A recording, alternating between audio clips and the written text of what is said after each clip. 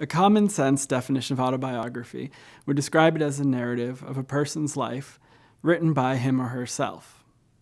We would like to think of autobiography as a true recollected story rather than an imaginative recreation, resembling history more than fiction.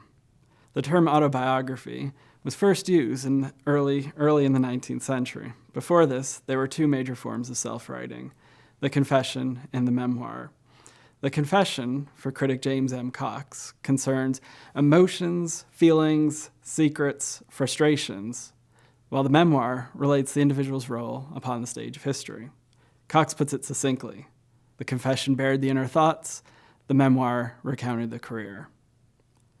Theorist of autobiography Louis A. Renza puts pressure on this distinction by arguing that all autobiographical writing produces what he calls a secret private text, alongside the published public text, through the splitting of the self into the I of autobiography and the private I that resists representation, even if the autobiographer wishes to tell all.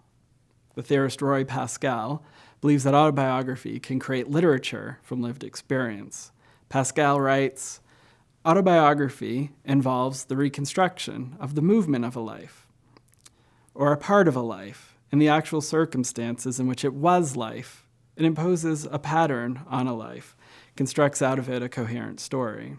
This coherence implies that the writer takes a particular standpoint, the standpoint of the moment at which he reviews his life and interprets his life from it."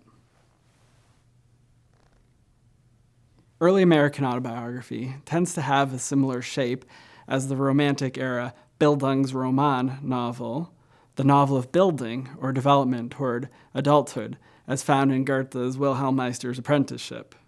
Benjamin Franklin's memoir, now titled as Autobiography, famously makes use of the Bildungsroman form to narrate his rise from obscurity to being a major public figure. By the mid-19th century, and the moment now known as the American Renaissance, there was not as much of an emphasis on what Pascal calls the coherent story. Autobiographical writing was immensely popular at this time, but it was diffuse in form, topic, and style. For example, Margaret Fuller's Summer on the Lakes and Richard Henry Dana's 2 Years Before the Mast are both first-person travel narratives that have been read as autobiography, alongside the many memoirs, spiritual writings, diary writings, captivity narratives, and prose essays of this period. Troubling the concept of autobiography enables us to expose the wide variety of first-person texts appearing during the mid-19th century.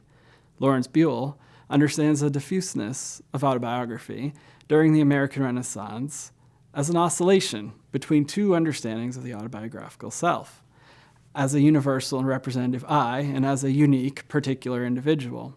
He glosses these differences as a creative instability taking place within the traditional impulse to objectify or universalize the self, as to how far to think and write about the I as a figure distinct from an established public or narrative role.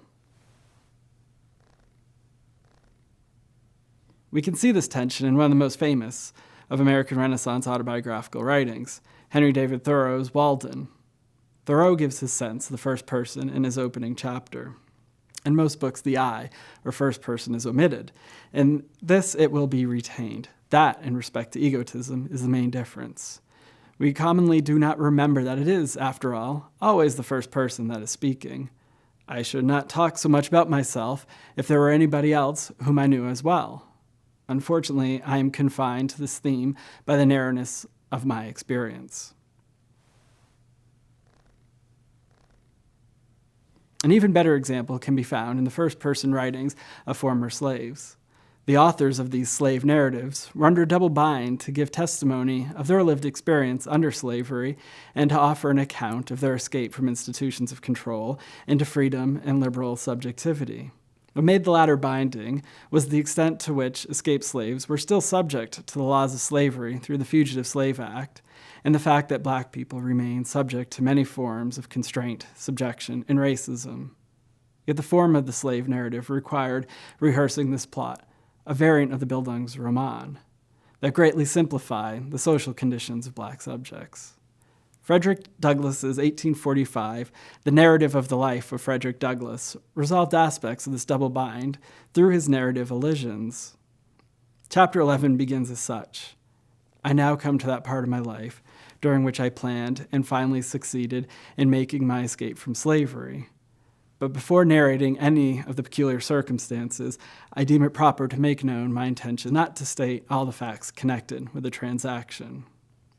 While Douglass provides several rationales for not stating all the facts of his escape, it seems possible that his withholding is his creative way of negotiating the tensions involved in writing the public and private life of a former slave.